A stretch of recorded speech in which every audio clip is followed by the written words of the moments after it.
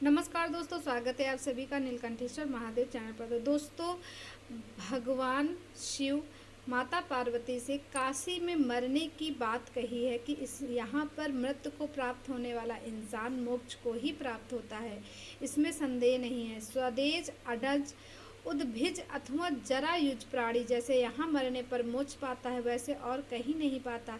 देवी, यहाँ मरने वाले के लिए न ज्ञान की अपेक्षा है और न भक्ति की, न कर्म की आवश्यकता है, न दान की, न कभी संस्कृत की अपेक्षा है और न धर्म की ही।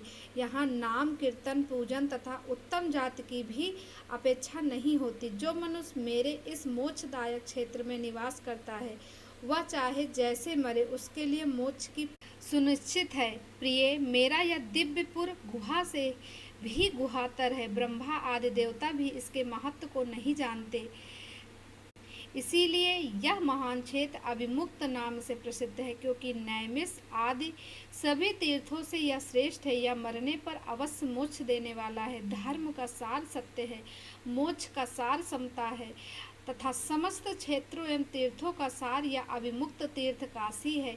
ऐसे विद्वानों की मान्यता है, इच्छानुसार भोजन, शयन, क्रीड़ा तथा विविध कर्मों का अनुष्ठान करता हुआ भी मनुष्य यदि इस अभिमुक्त तीर्थ में प्राणों का परित्याग करता है तो उसे मोक्ष मिल जाता है। जिसका चित्त विषयों में आसक्त है और जिसने धर्म की रुचि त्याग दी है, वह भी यदि इस क्षेत्र में मृत्यु को प्राप्त होता है तो पुनः संसार बंधन में नहीं पड़ता।